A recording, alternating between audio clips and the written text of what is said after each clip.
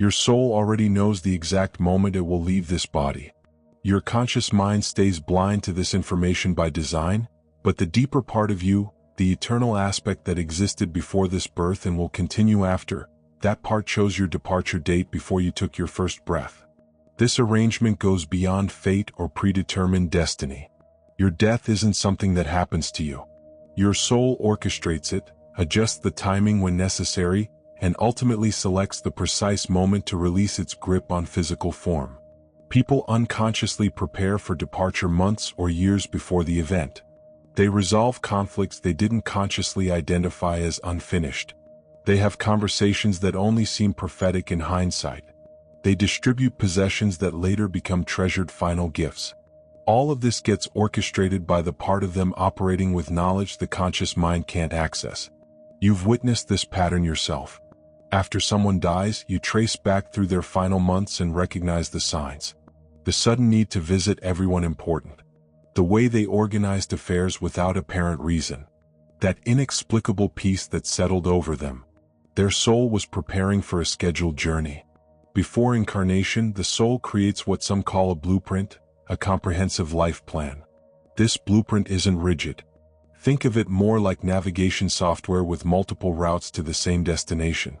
The soul selects the starting point, identifies major waypoints, and maps several potential exit opportunities. You might catch an early flight or a late one, take the direct route or one with layovers, but the final destination remains constant. In consultation with guides and teachers operating from higher dimensions, your soul identifies several moments throughout your life when departure would serve everyone involved, when lessons reach completion, when your purpose gets fulfilled, when your leaving would catalyze maximum growth for others. These exit points aren't random. They align with specific astrological configurations, completed karmic cycles, and most critically with soul contracts binding you to others. Your death, difficult as this sounds, often matters more for what it teaches others than for what it means to you personally. A mother dying young might have contracted to give her children the experience of early loss, serving as catalyst for their spiritual awakening rather than acting as cruelty. A man living to 90 might have agreed to anchor the family, holding space for multiple generations to extract specific lessons. Every departure gets precisely timed for maximum spiritual impact across all affected souls. Souls begin the departure process long before physical symptoms appear. This turning inward typically starts 6 months to 2 years before death. During this period, the soul gradually withdraws energy from earthly attachments. The personality might still make 5-year plans, but energetically something shifts, like a plant pulling its life force back into the seed before winter. This explains why people often report that loved ones seem to fade before dying, even without physical illness. The soul visits the other side during sleep with increasing frequency. Dreams intensify. Deceased relatives appear regularly, preparing the departing soul, helping it remember what waits beyond the veil. When people talk about seeing deceased relatives in their final months, they're not hallucinating. They're attending planning meetings for their upcoming transition. This withdrawal happens in stages. First, the soul releases attachment to future plans. Someone who constantly planned next year's vacation suddenly loses interest. Then comes detachment from possessions, giving things away, abandoning concern for material items that once seemed crucial. Finally, emotional settling occurs, resolution of ancient conflicts, urgent need to speak what remained unspoken for decades. The soul holds multiple exit opportunities and actively selects which one to take. That heart attack someone survives represented the soul considering departure but choosing to stay. That accident someone miraculously escapes was a door the soul opened but declined to walk through. This explains why near-death experiences transform people so completely. The soul literally stood at the threshold, examined what lay beyond, and made conscious choice to return. Sometimes for unfinished business, sometimes for loved ones, sometimes because the timing wasn't optimal for everyone involved in the web of contracts. When the soul does choose departure, the coordination becomes remarkable. Everything aligns in cosmic choreography. The body's vulnerability, life circumstances, the readiness of loved ones even when they don't feel ready, and the soul's evolutionary needs all synchronize. Consider the timing of deaths you've witnessed. How often does someone hold on just long enough to see a grandchild born, witness a child's wedding, reconcile with an estranged family member? How often does someone die shortly after their spouse, as if waiting for permission? The body isn't making these decisions. The soul operates with wisdom the conscious mind cannot access. Something remarkable happens approximately 72 hours before the soul's chosen departure. The veil between dimensions opens. During this period, the soul exists simultaneously in both realms, making final preparations on both sides. This explains those mysterious goodbye experiences. Someone feels compelled to call a friend they haven't contacted in years, and that friend dies 3 days later. A daughter experiences overwhelming urge to visit her mother, arriving just in time. A person appears in multiple people's dreams the same night, then dies within days. The soul sends energetic pulses to everyone it needs to connect with, gathering attention and energy for the imminent transition. During this 3-day window, the departing soul experiences what could be called a life preview, distinct from the life review occurring after death. This preview allows the soul to see the completed tapestry of its current incarnation, understanding how all threads wove together, appreciating the perfection within seemingly imperfect moments. If you've been with someone in their final 72 hours, you might have witnessed this phenomenon. Those moments of sudden clarity where they seem to understand everything. That peaceful smile emerging from nowhere. That look in their eyes suggesting they perceive something beautiful you cannot see. They're watching their life from the soul's perspective, finally grasping meaning behind apparent chaos. Why would a soul choose difficult death? Why cancer instead of peaceful sleep? Why accident instead of old age? The answer transforms everything about suffering. Souls choose difficult departures for reasons that serve spiritual evolution, though they defy human logic. A challenging death can balance karmic debts, providing experience needed for complete understanding.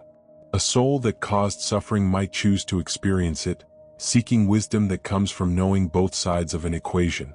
Difficult deaths often serve as powerful teachers for those left behind. A child dying from illness might catalyze medical research, inspire charitable foundations, or awaken spiritual seeking in hundreds of people. The soul agrees to this role before birth, understanding its suffering will reduce suffering for others. Some souls choose difficult deaths as rapid spiritual advancement. The consciousness work required to maintain peace, faith, and love through physical suffering can accomplish what might otherwise demand several lifetimes. It's selecting the advanced course instead of beginner level. Harder, certainly, but leading to accelerated growth. Souls don't leave without permission, though this permission doesn't come from God or universe but from the souls they're most connected to. This permission isn't granted consciously. You remain unaware of giving it, but soul-to-soul agreements get made. This explains why dying people sometimes hold on despite unbearable suffering, waiting for permission from someone not ready to let go. It explains why the moment a family member finally says it's okay to go, the person dies within hours. That verbal permission aligns with soul-level release allowing departure. This permission process explains why some people aren't present for a loved one's death despite desperate efforts to be there. Their soul might have agreed to absence, understanding it would make departure easier. Conversely, why someone feels compelled to be present and arrives just in time, their soul committed to witnessing, to serving on the transition team. Consider deaths you've experienced. Who was there? Who wasn't? What permissions were given or withheld? The patterns, when examined, reveal remarkable precision. Specific symptoms indicate a soul preparing for its chosen departure. These aren't medical symptoms doctors can detect. They're spiritual symptoms, signs of the soul gradually disconnecting from physical reality. First comes the distant gaze. The person seems to look through rather than at things, seeing with split vision, partly here, partly elsewhere. Their attention drifts from expansion rather than confusion. They perceive more than the physical world. Then comes sorting dreams, vivid experiences where they're organizing, packing, preparing for a journey. Dreams of airports, train stations, departing boats. These aren't symbolic but actual preparation experiences, the soul practicing its upcoming transition. There's also the gathering urge, sudden need to see specific people, visit meaningful places, touch important objects. The soul says goodbye, collecting final sensory memories, completing energetic connections. This represents unconscious completion rather than conscious nostalgia. Finally comes the lightning, as if a burden lifted. The person seems younger, more peaceful, almost luminous. The soul has already partially departed, leaving just enough presence to maintain the body but free from the full weight of earthly incarnation. Souls can and do change their minds. Cases exist where everything indicated imminent departure, but the soul chose to stay. Miraculous recovery, unexpected remission, sudden turn toward health that baffles medical professionals. What causes a soul to reconsider? Sometimes the intense love and genuine need of family members. Sometimes an uncompleted purpose the soul suddenly remembers or receives. Sometimes simply that the soul, standing at the threshold, realizes it has more to experience, more to give, more to learn in physical form. These soul-level decisions explain why some people with terminal diagnoses live years beyond predictions while others with minor conditions suddenly die. The strength of the body or even the personalities will matter less than the soul's assessment of whether its work reaches completion. This is why healing must address the soul rather than just the body. You can repair the physical vehicle, but if the soul has chosen departure, it will find another way. Conversely, if the soul chooses to stay, it can override seemingly impossible physical conditions. Every soul's departure participates in sacred contract involving the departing soul and everyone in their life circle. Your presence at someone's death or your absence forms part of this contract. The manner of death, the timing, even the location, all agreed upon by all involved souls before any incarnation occurred. This doesn't mean everything is predetermined. The contracts contain flexibility, contingency clauses, multiple possible outcomes. But the general framework, who needs to learn what from whom, gets established in advance. Some deaths bring families together while others tear them apart. Some departures inspire spiritual awakening while others trigger spiritual crisis. The death itself serves merely as catalyst. The real purpose lives in the transformation it creates among the living. Understanding this transforms grief. You still miss the physical presence. You still mourn the future you won't share. But knowing this timing, this manner, this entire experience was agreed upon by your souls for mutual growth changes everything. It doesn't eliminate pain, but it gives pain meaning. How do you recognize when a soul, perhaps your own, prepares for departure? Watch for withdrawal from future, when someone stops making long-term plans without depression or defeat, just disinterest. Notice energy redistribution, when someone's energy shifts from external projects to internal reflection. Pay attention to completion conversations, discussions that resolve decades-old issues without conscious intention. Most importantly, feel for the frequency shift. The person's entire energetic signature changes, becomes lighter, less dense, more translucent. They're slowly tuning to a different dimensional frequency, preparing to broadcast from a different station. These signs aren't meant to create paranoia about every behavior change. Most of the time these symptoms mean nothing significant. But when multiple signs align, when intuition activates, when you feel that knowing without knowing, trust it. Your soul recognizes what your mind might deny. Knowing your soul will choose its departure time, that it has already identified possible exit points, that everything operates with more orchestration than randomness, how does this change how you live? It removes victim consciousness around death. You're not a helpless player in cosmic chance. Your soul authors your story, including its ending. Your ego doesn't get to choose when you die, but your higher self has already chosen, and that choice serves your highest good. It invites you to live with completion consciousness. Since you don't consciously know your departure date, treat each day as potentially significant, with sacred attention rather than morbid fear. What needs to be said? What needs to be forgiven? What needs to be completed? It asks you to recognize the sacred contracts you hold with others. Every relationship in your life exists for a reason, serves a purpose, teaches something essential. Even the difficult ones, especially the difficult ones, they're all part of soul agreements you made before incarnating. Each morning, greet your soul and thank it for another day in physical form.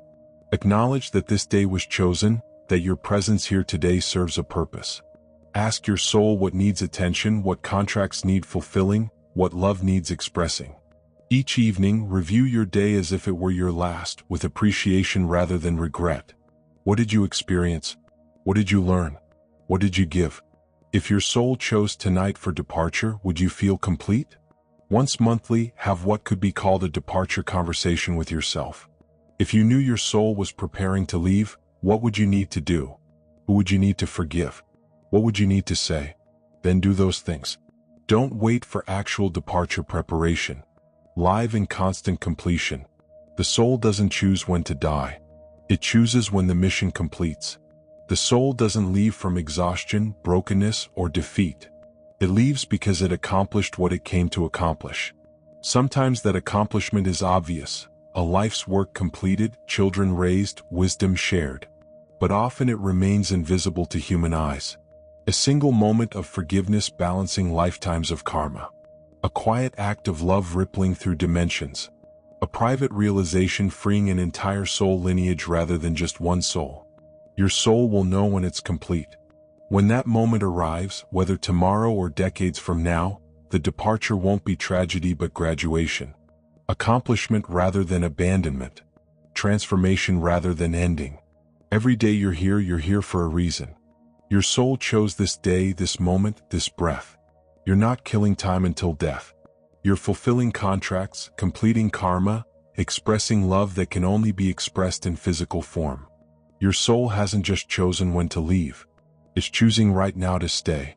Every morning you wake up represents your soul choosing another day in physical form. There's something here for you, something to learn, to heal, to complete, to give. Honor that choice. Every day your soul chooses to stay is a day with purpose, with meaning, with possibility. You're not here by accident. You're here by choice. Your soul's choice. And that choice renews every single day until the completion day arrives. Tonight, before sleep, place your hand on your heart and feel it beating. That rhythm is your soul's choice made manifest. Thank it for choosing to stay. Ask it what tomorrow needs from you. Listen to its wisdom. The day your soul chooses to leave has already been marked on a calendar you can't see, in consultation with guides you don't remember, for purposes serving all existence rather than just you. Until that day comes, you have work to do, love to express, growth to experience. The day your soul chooses to leave will come. That's certain. But today your soul chose to stay. And that choice, that beautiful, purposeful, sacred choice is all that matters. Live from that knowing, love from that truth, and trust that your soul knows exactly what it's doing. You're not dying. You're completing. And the difference between those two perspectives changes absolutely everything. The choice has been made. The journey continues. And the soul knows the way home.